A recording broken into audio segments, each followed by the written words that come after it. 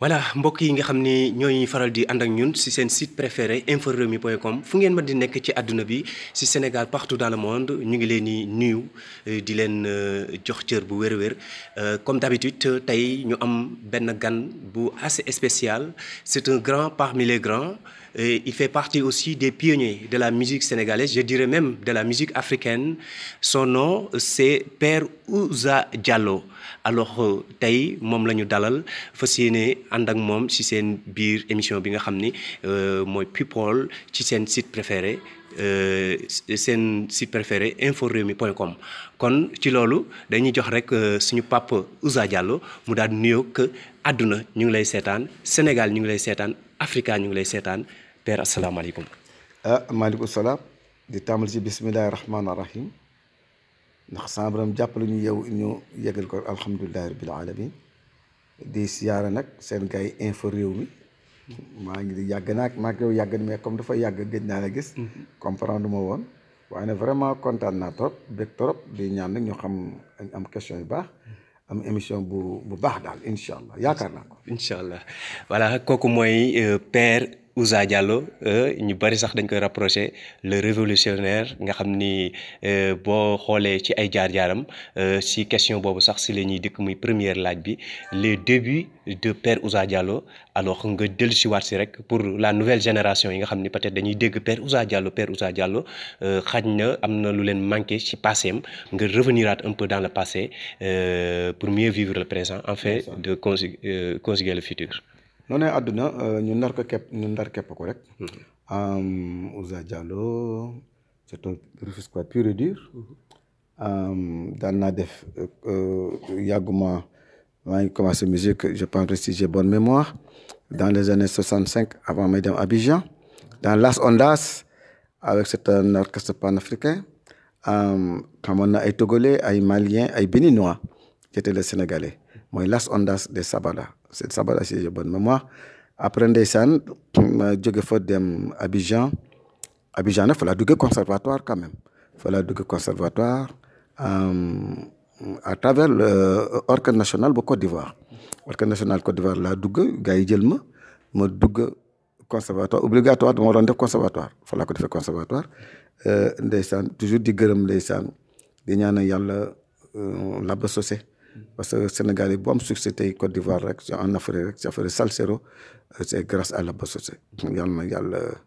yërëm leen ñoom ñëpp ña fa nekk ndeysaan ci barke bismillah rahmaan ma xale leen àjjana ñoom ñëpp suñu artistes julli yi fa nekk yëpp donc après Côte d'Ivoire ma ñibbisi fii pour vacances lay ñëwoon c'était dans les années si j'ai bonne mémoire en 72 ma jógee Abidjan après 7 ans Abidjan mais damay ñibbisi pour tàggoo pour dem Paris loolu indi Ouza ma ñëw nag ndeysaan sama xarit Cheikh Lo moom laa tuddee Cheikh Lo bi ngay laaj nii mon ami intime na waa boy bala nga dem ko gars yi nam nañ baalal ma avant may dem Abidjan am na benn groupe bu ñu formoon ay filles des jeunes filles Las Luces del Dia moom moo ne woon dualité avec Las Ondas mooy orchestre Las Luces del Dia moo doon des jeunes filles ndeysaan ñoo doon organiser soirée pour man donc bu ma jógee Abidjan ma ñëw ne damay dem Paris loolu yàgg na en 72 ne damay tàggu si far gars yi ne ma nañ def soirée loolu ma téye fii nag soirée ba daal noonu la mujjee 72 ba tey maa ngi fii demaguma Abidjan noonu la àdduna loolu daal nar képp bu ma ñëwee fii tam ndeysaan pour la première fois gars yi gis ay filles yu taxaw di def danse chorégraphie en 72 vraiment kooku pionnier laa ci j'ai pas l'habitude d'employer le mot mais bien il faut ma employer parce que pionnier laa ci avec des morceaux bien engagés parce que tey am naa une formation terrible sur le plan africain parce que daan naa jouer ak ñoom François Louga gaa ñu nañ Ernesto Diedje am ñooñu ñëpp orchestre national lañ daje woon. yaa ma dégg donc bi ma ñëwee nag ma commencé ces morceaux là mais quand même gars yi understand nañu woon xamuñu woon style bu bees bi parce que xamuñu woon ay jeunes filles taxaw di way di fecc. Sénégal xam nga ko woon en 72. ma créé ko c'était très difficile nag. ñuy nangu ji xale yi seen yaay di leen nangu mais li may anecdote bi may rappeler rek comme dama daan jouer Las Ondas ça fait 7 ans ma gëj Sénégal ma defe ne toujours la belle époque bu ma ñëwee damay jëm ay fees damay feesal soirée te ndeket gars yi fàtte nañ ma xamatuñ ma ñëw maison des jeunes fi ñu suul tey le vénéré taal ni ma tudd si mooy omarien mosquée omarienne Seydou Noor fi ñu ko suul foofu moo doon maison des jeunes ñuy jóge Tëngéej nag def na bu ñëwee dañuy feesal ñu am recette générale 200 francs recette générale 200 francs fekk ñu luy woon orchestre luy woon waaw instruments luy car ñu daw Tëngéej ñibbi ñu nax chauffeur bi daw ñibbi ku nekk jaar fi ngeen xamuñ fu ñu njëkk gis nga yooyu ay anecdote ci àdduna kenn xamaguma ndeysaan samay mbokk rek ñëwoon te 200 bi kenn duggul samay mbokk moo ñëwoon jënd boisson 200 mooy recette générale ndeysaan xam nga yàlla lu muy def rek ñu jóge fa ne bu ñu bàyyi jeunesse bi la li ma wax toujours rek bàyyi on était jeune dañu ñeme ñoon quoi wute nag xam ne da ngay ragal yaa ma dégg après ñu jóge Tëngéej ñu jóge Tëngéej am fa 7000 Fatick nag moo ma tàjji ci côté recette gars yi nañ leen dem Tëngéej ñu dem Fatick ñu dem Fatick nag recette ñu am fa 700000 très bien Fatick ci jamono yooyu 72 ndeysaan Fatick ci jamono yooyu ñu jóge fa dem Casamance ndeysaan lycée Djignabo toog fa nag ba 700000 yi jeex pour ñibbi si problème la ñu ne leen jaar Gambie joué loolu ma dugal Gambie sama grand Alioune Badara Gueye moo tam yàlla gars yi bëri ñibbi nañ c'est normal yàlla na ko yàlla yërëm dama waa suma rak lu ñuy amatuñu xaalis lu ñuy ñibbee nañ jógee ji Farafeñe ñu dëkk Farafeñe loolu parce que bu ma demee Gambie ba tey dañ defa ne culaa gerte mooy sama plat parce que premier li ñu ma njëkk a toggal Gambie culaa gerte parce que sama grand boobu yàlla na ko yàlla yërëm Alioune Gueye man waa suma rak waaye suma rak lañ mooy c'est normal nañu def ko naa commandé plat culaa gerte man ma defe ne culaa gerte ginaar la ak sama ñoom Cheikh Lo mii mu mag ñun daal ba ñu paree rek ñu ne ñu sombi ñu ne waaw lii mooy culaa gerte loolu ba Gambie ba tey bu ma leen nuyu jee dañu préparé culaa gerte fan mooy sama plat tekk dama ko wéy ci wéy ñu tagg tembe jox ñu dugg Gambie ñu dugg biir Banjuloo way naa ko benn way ndeysaan ñu commencé play gars yi taxaw di ñu seetaan moom wax ci way bi maa ngi naan Cheikh Lo ay am na wala gars yi dekkat ràññeewuñu dekkat boobu gars yi ñu ngi ñuy fiil ndax révolution bi may indi moo leen neex sama man comprendre moon loolu ndek li may tëgg révolution ñoom wàllu tubaab baa ngi jël sama alal côté boobu la ñu daan déglu ñoom ñu taxu di ma déglu ndeysaan tay ñu ngi woon ku ñu indi woon ku ñu wax John Thomas ndeysaan dégg naa mu ngaan kooku moo jëkkatoon sama njaati nga ndeysaan ñu jóge Farafeñe dem Banjuloo ku ñu wax John Thomas moo njëkk a teral ak yaay Yaama Ndaw Jóob suñu première soirée comme ni ma wax ñoom ñu ma dégg maa ngi naan wàlloo tubaab baa ngi jël suñu alal ndekete ñoom ñu ñëw taxu di ma seetaan boobu nag ñu ngi tiit parce que foofu soirée boobu rek ñu waroon def pour mën a am xay daw ñibbisi xam nga dégg ñu taxaw di ñu seetaan ma yow neen Cheikh Lo sama xarit tam ma doon sama impresseur na ko boy dootu ñu mën a ñibbi de ñu comprendre ñu l'école boobu ndee sax ñu ngi may fiil loolu ma toog loo Gambie toog lañ fa 3 ans ci loolu toog loo Gambie understand ma def ma comme seen doom sama fille yi toog fa du bat 6 mois dellusiwaat Sénégal ñibbi waat loolu daal mën nañu wax Ouzay Seck Ouzet kooku mën na jamono Ouzay Seck Ouzet après jóge Gambie ay ñëw ñu def 4 femmes dans le vent ak njam si yàlla giro moom te yàlla na ko yàlla yërëm maintenant gars yi kay ñu bari ñibbi nañ yàlla leen yàlla yërëm noonay àdduna un grand promoteur mu fekk ma Tëngéej ñu def 4 femmes dans le vent avec Fathiam Sakho Fatala Ndiaye ak waaw après Fathiam Sakho waaye des na ko ci gaañu bu yàggul waaye Fathiam Samb Akadi Diouf te moo doon 4 femmes dans le vent c'était terrible nag foofu lañ daan jouer guichet fermé à 1h ñu ne bu kenn jëndati billet parce que Sorano fees na Fatala Ndiaye bokk ci woon ci la bokkoon mooy Fatala Ndiaye Fathiam Sakho Fathiam Samb mère Fat Sakho Akadi Diouf loolu moo doon 4 femmes dans le vent donc dañ daan play samedi wala vendredi ñu annoncé à 1h rajo Sénégal ne attention ku bëgg soirée xanaa semaine prochaine waaye fi mu ne et puis Sorano fees na ñu play ko ndeysaan jóge fa def Guney Ngaay Guney Ngaay y'avait Baba Man ndeysaan jëm si yàlla Mangone Ndiaye jëm si yàlla Góora Mbaay ak man ñoo doon Guney Ngaay comprendre yooyu tamit maa defoon groupe boobu mais nag sous l'égide de Boubacar Guiro. Pourquoi à cette époque vous ngeen tuddee ko Guney Ngaay. waaw xam nga boobu yëpp Boubacar Guiro moom mooy idée bi parce que temps ñu gis ku woy folklore ñi mooy àdduna sant rek ñi am ku woy folklore dugg ci musique instrumentale moderne dafa jafe woon. donc du ma tuddee orchestre bi fekk guro bi mu amee idée quatre femmes dans le vent benn orchestre la ko jox xam naa ko mais du ma ko wax. mais gars yooyu xëy na amuñu woon temps du question musique sax mais dañu amul woon temps pour dem di répéter ci pour mën a woyloo gars yi woy folklore ci musique moderne bi. mais man na comme dama jëloon pause bu doon tey dañ naan l'ouverture dama ñëwaan comeback laa def jël quatre femmes dans le vent mbay dotaay nag maa ngi dëkk Tëngéej ndeysaan may répété Sorano loolu tax Boubacar Guiro moom idée bu tudde bii quatre femmes dans le vent bii guney ngaay parce que ay termes yu Boubacar Guiro la emploi dama booy ne sama xarit mujj doon na intime ndeysaan doon mu defee guney ngaay ñu ubbi boîte de nuit à Thiès loolu tudd ma fàtte Thiès la Gandiol maag ñoom Boubacar Guiro ak man su sow mi tey man su taw bi noonu directeur programme rajo Sénégal nag Pape Sène mu ngi fi moom tam technicien la woon Babali moom te ñibbi na ñu ubbi boîte de nuit bu ñu naan de Gandiol à Thiès yore ko 1 an foofu nag lañ defaree Guney Ngaay ñu dem tourné nag dañ daan dem tourné maa ngi foto yi seet dafa sori ñeen Baba Malick ñëpp nekk ci Guney Ngaay xaar may daan dafa joué si même bokkul woon ci Guney Ngaay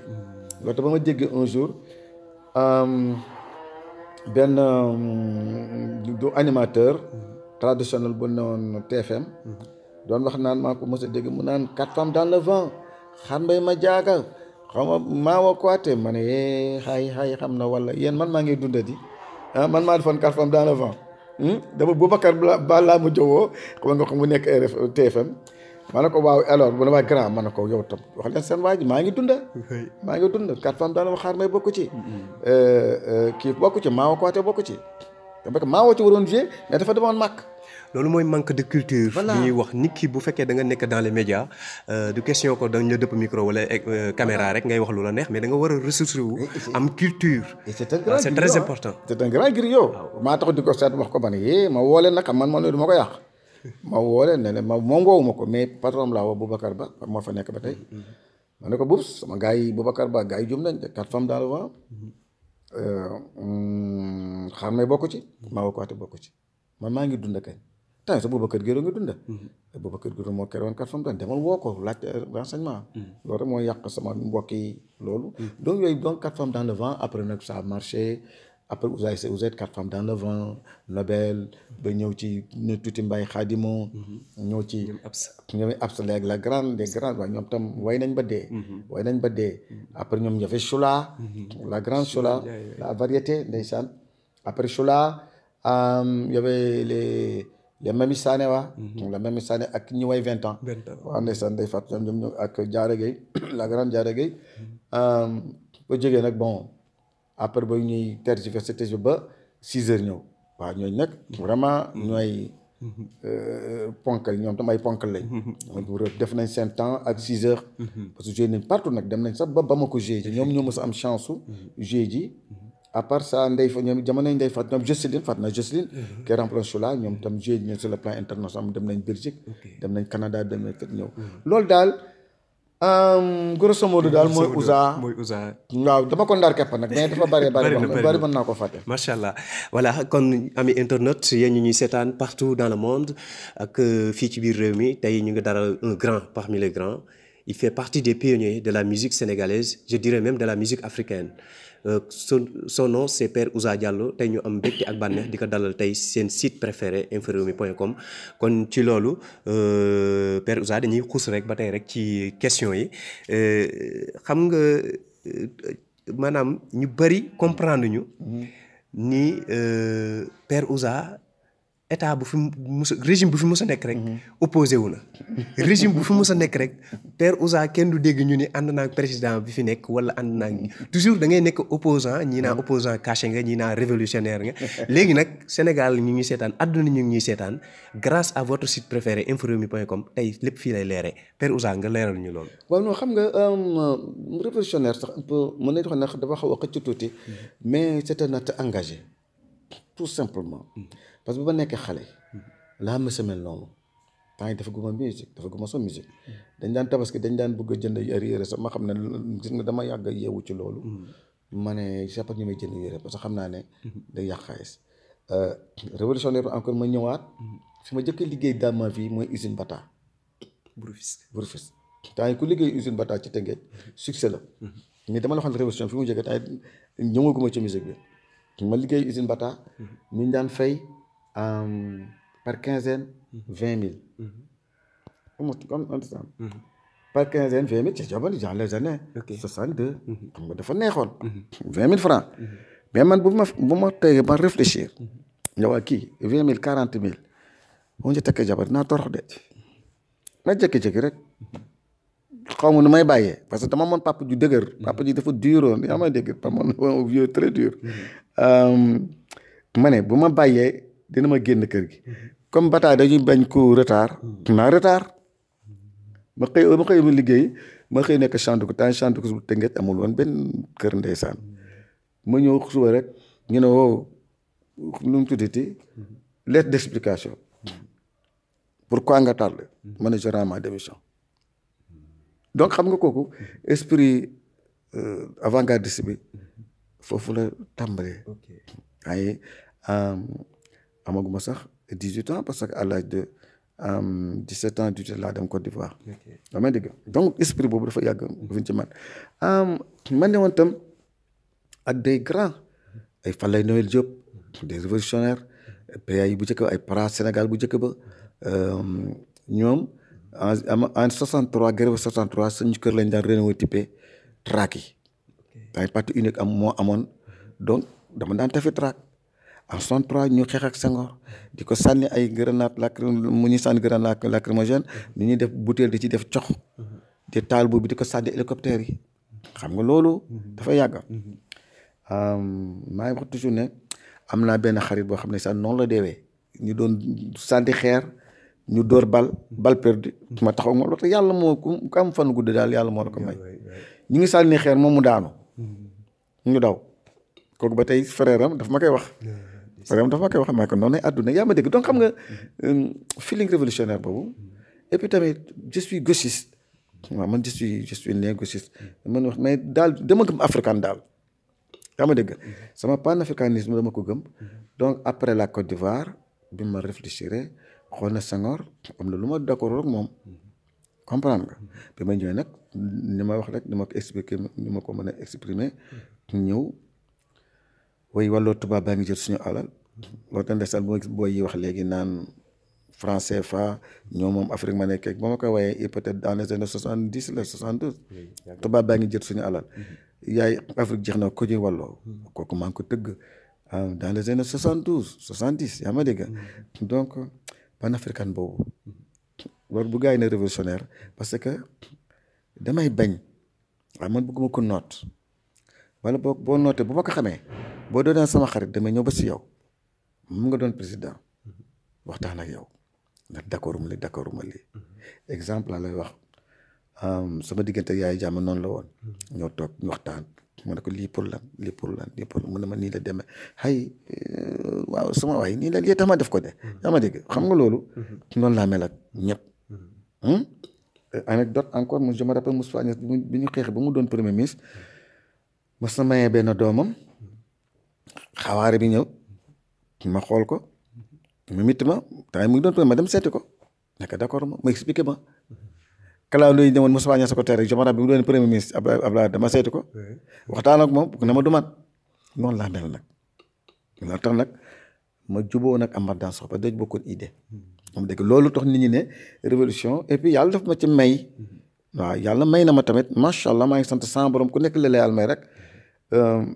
boo ne ma tey naa way jaare mi maanaam naa way asu mbasa jox na xaalis mënuma ko waaye ni ñuy nekk nga def lu baax wala sur le plan politique nga def erreur dama am inspiration kooku moom dama xam ne yàlla def ma cëre na ma loolu waaw bu ma bëggee composer morceau la sur le plan révolutionnaire dañ ma koy déey ni Eric sama rakk ji Eric Mbacke Ndoye wax ni fi moom jinnee ko koy waaye man jinne bu koy sambar moom ma koy déey ñu waxal lii waaw loolu la gars yi ne esprit révolutionnaire la gars yi di ma tudd révolutionnaire mais nag engagé maintenant nag c'est la sagesse. tout à fait avec l'âge. avec l'âge c'est normal. c'est normal macha allah yéen ñi ñuy seetaan ba tey di ñu suivre seen site préféré inforewmi.com ñuy daral tey ki nga xam ni rek kenn dutu ko présenté au niveau national même sur le plan international muy Père Ouza Diallo tey ñu am mbégteeg bànneex di ko dalal seen site inforewmi.com le meilleur site pour le moment partout dans le monde. alors Père am na loo xamante ni ji man xale laa de mais toujours day ñëw samay idée. ok dama xool am na woy boo fi woyoon président ku la ni réew mi neex na daf lay nax. li ma lay wax ni barka démb dama kiiwaat jël sama machine tegaat morceau boobu di ko déglu mu mel ni yow tey moo taxoon ngay woy. waaw ndeysaan. mu mel ni vous êtes des visionnaires ah. waaw entre guillemets quoi. voilà gis nañ fi way nga président ku la ni réew mi neex na daf lay nax. gis nañ fi nga way martu yi. waaw. gis nañ fi tamit nga way première morceau boobu nga wax ni Africa tubaab bi daf ñuy nax jël nañ suñu xaar voilà yooyu yëpp ma bëggoon nga ñëwaat si le pourquoi. voilà waaw le pourquoi nga doon nga yow si sa arme de guerre mooy woon musique da koy jaarale say parole. boo gisee am na yu ma tëb sax parce que bi may way wallu ba tey méttiwul mais bi ma jëkk mitti du présidence bi jëkk mitti mooy xeetoo daf maa réer nasaraan bu ñu lu mu rëy rëy tub xel ma tubaab bàkk moom temps Senghor laa doon wax ñu censuré ko. génnul am na benn waaye xam nga daba aw tay journaliste la rajo Sénégal mu teg ko gars yi suspendre ko 15 jours xeetoo daf maa réer nasaraan bu ñu lu mu rëy rëy xel ma tubaab bàkk moom kooku tubaab Senghor laa doon waxal coppite donc comprendre nga yooyu wala donc cassette jógee Paris parce que daañu cassette ñu ko daan defar Paris ñu téye ko aéroport 6 mois yooyu dal nañu ci ñu war a génn ñu ne doo leen génn réew mi parce que temps yi xam nga parti ni nga ne woon je me rappelle jamonoy Gambie yooyu dama daan ñëw ba frontière bi ñu ne ma suba rek lañ ma daan wooye parce que booy laa woon comme ça daf ma fan woon waaye ay kii la joroon ay nu mu tuddati ay directive bu mu génn ñun daañ ñëw ba foofu ndeysaan mu ne waa suma rek doo jaar fii de bu la neexee nga wàcc oto bi nag jaar ci àll bi dem wiiri kocc oto bi fële maag Cheikh Lo mii tey ñu waxte jël suñu saak oto bi jaar ci àll bi kocc oto ba ci frontière bi beneen frontière bi balaa nga yegg ci bag mu yóbbu ñu yëpp dañ ko vivre yaa ma dégg yëpp dañ ko wuf ci révolution ndeysaan wata sant rek xam ne mës nañ ko way doo am solo añe parce que doo joué soxte am na benn way bu ñu naan bi ma bindal xale yi da nga naan sama yaay comme ñeeño day wër ci dëkk ci ngént yi am na woy bu ñu bind ko dama fàtte parole yi wata moo composé woon ko xale yi yàlla def sutura c'était très difficile boo fay tey bala ngaa fay boo luyee tey bala ngaa fay révolution moo mel noonu nga mën na dem joué ji Nioro ñu xam ne Ouza ngi ñëw ñu coupé électricité ba 5 heures matin kuy duggati nga ñibbisi ñu saisir say instrument yóbbu police am na doom boo xam ne xaadim bi muy juddu ba mu koy ngénte instrument yaa nga police dañ ko jàpp parce que fay ñu oto bi yooyu yëpp c'est la révolution yaa ma dégg donc après nag président moom jamono Abdou Diouf la waaw jamono Abdou Diouf la c'est du ma ko nëbba am discours Kéba Mbaye ba muy defal xaw ma lan Abdou Diouf ba mu naan ko réew mi buñ ne na neex na duñ la ko waxuñu lu am ci dëkk bi yaa ngi jël dëkk boo xam ne vraiment Senghor baa ngi limité foofu génne inspiration bi président buñ ne réew mais am sorry benn anecdote rek laay rappeler Abdou d'accord xëy na bokkuma moom ay idée Abdou Diouf mais am na idée bu mu am boo xam ne dafa doy waar dafa na tay ñu ngi jëm ci 88 élection 88 bon j'étais pas PDS mais dama gungaan Ablaye Wade ci campagne am 88 dafa métti woon Abdou après 88 ndeysaan ma jàpp révolution ñu jàpp ñu Thiès Bira tam gaañoon Bira sama saf la ne woon dañ ne gaa yangoor a gaa yi ñu di ñu wër pour jàpp ñu Bira dugg benn jàkk julli pour bañ ko jàpp ne allah akbar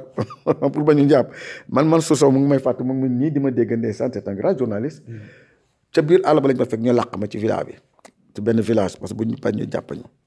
tey maa ngi ànd ak Abdoulaye Wade 88 loolu toujours ma ne Abdoulaye Wade fayul naar ba xaramam malgré trahirul Sénégal waaye man trahir na ma toujours dama koy wax trahirul nag Sénégal mais man trahir na ma bon yooyu yëpp dañ ko def dans la révolution sama doom bi ñaan maam Ami 88 la juddu waa PDS ne man nañ ko tudde Viviane ma ne non diggante mooy Abdoulaye lu ma ko tudde doom mu tudd ko sama yaay ba tey ancien PDS yi dañ naan ani Viviane Wade man ak jamais donc mais Abdou Diouf encore ma ñëw ci Abdou Diouf nag ñu dem ndeysaan du ma rappelé ministre boobu Kouraba Thiam ministre de la culture ay ko wuteeg suñu ministre de la culture yi léegi mu dégg ndeysaan waaye bon journaliste waaw waxoo fàtte naa mu ki ma tuddee Père Ousa mi nga rajo Sénégal mu ngoon ci ko mag wala sax fi yaay ko ma dama fàtte ma ko ñëw ne ma booy bu gouvernement bi bañ mais ma damay lay interview ci rajo Sénégal may wax nag di tuuru Kouraba Thiam am nga doote nag suñu ministre de la culture yi de Kouraba Thiam dégg ma woo ma en tant que ministre de la culture ma ñëw moo ma woo ma ñëw mu ne mais grand d'accord tu es un engagé mais ci réew mi nga bokk jarul ngay xuloo am nga revendiquer man naa gis ba gis Abdou Diouf ma ne ko baax na waaye man de mu ne ma noonu même boo ñu contré xoolu idée yooyu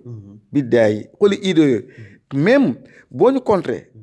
ñun waa PS waa kër Abdou Diouf mais ci réew mi nga bokk ma jekk toog ci ngoon rek mu ne non grand demee am na rando Abdou Diouf mi xoolul idée républicaine boobu cette idée républicaine ak démocratie transparence boobu man ma contre leen ngeen woo ma ne ma booy ba nga contre mais il faut ñu waxtaan ak yow woo ma présidence avec Abdou Diouf mu ñëw Abdou Diouf du xool ma ne man nag ay la yoween Ousa yow rek yaa mës a wax dëgg yow rek kese yaa mës a wax dëgg Abdou Diouf wax loolu de bi daay mu ngi may dégg buñ la ma réew mi neex na yaa mës a taxaw ne buñ la réew mi neex na war nañ la te tam effectivement li ko dëgg bi ma demee 88 gis naa sama campagne ni mu mittee woon ba xamu ne réew mi noonu la mel ne ma nag amul problème dégg nga Abdou Diouf wax de kooku ne Abdou Diouf moo ko du ma ko nëbba Abdou Diouf moo def loolu ne ma nag léegi man nga farfale bañ a farfale léegi wax ba say projet malheureusement ma jox ko président xam ne ñu wër rek toujours dama naa si safa président ñu ko wër rek bëkk néegi rek projet yi wutaloon naa temps yi jamono fii branché la bi ma mujjee def jamono fii branché ci lañ fekk mu wutoon ay terrain pour ñi doon jouer ak man comme ni xale yi def léegi mais ñu la wër moom mooy loolu xale yi naan mooy loolu donc loolu moo indi président bu ñu la réew mi nag mu jig nag ndeysaan mu doon ib na boo xam ne président bu toog rek gars yi bu koo def bu koo teg comme understand ñu ñëpp ci Abdoulaye Wade parce que ñi ko fa laa bokk waaw Abdoulaye Wade dama xeex maa ngi rappel benn anecdote bi ma lay nettali entre premier tour et deuxième tour bu Abdoulaye Wade kii yaayam moo ñëw fekk yaayam may mi ñi ngi moo ñëw fekk ne moom Ousa Diallo kontaan na Abdoulaye Wade gañe la ba temps bu ñu gañe woon Abdoulaye Wade ñun dañoo problème parce que dañ duggoon ci xeex bi parce que entre premier tour et deuxième tour maa ngi fàttaliku Abdoulaye Wade dafa def communiqué je me rappelle benn jeudi la doon def benn damay expliquer après ngeen ko coupé dafa def benn woote réunion parce que temps wóolu na boppam ne jeudi fekk ñu ngi jëm dimanche élection mu ne jeudi bi nag bépp artiste bu bëgg a jouer ak man da nga ñëw Iba Mar Diop da nga inscrire sama jab soxna si ne ma du ñëwee ma ne ko man dinaa inscrire ci Ablaye pour lan maa doon 80 campagne nga may inscrire bàyyi ko foofu bu ma soxla dina ma woo ma dem hôpital supervision jeudi benn artiste ñëwul xam nga gars yi tant que baax la wala duñ ñëw man tant que toogoo duñ ñëw de ñëpp daw ko man ak Kouthia mii tey ñoo fa newoon tant que Kouthia yi démarré fekk bu jógee perfusion ñëw way play politicien mu kontaan waaye ba mu falo ñeneen la jël ñeneen la xam donc dama la bëgg expliquer rek donc président dafa nekk loo xam ne moom te boobu ñëw itam gars yi demande waat président parce que temps yi nag dévolution monarchique laa doon bañ ma dooraat président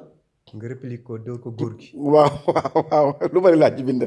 naa bàyyi tout ak góor gi yëpp bind naa ko damay koy dégluwaat ne amatuma inspiration bi yaa ma dégg ñu tëgg ko ndeysaan moom tamit yàlla def ci jàmm Abdoulaye Wade dem avant Abdoulaye di dem tam président Macky tam ci ñu ko fal laa bokk toujours moom laay wax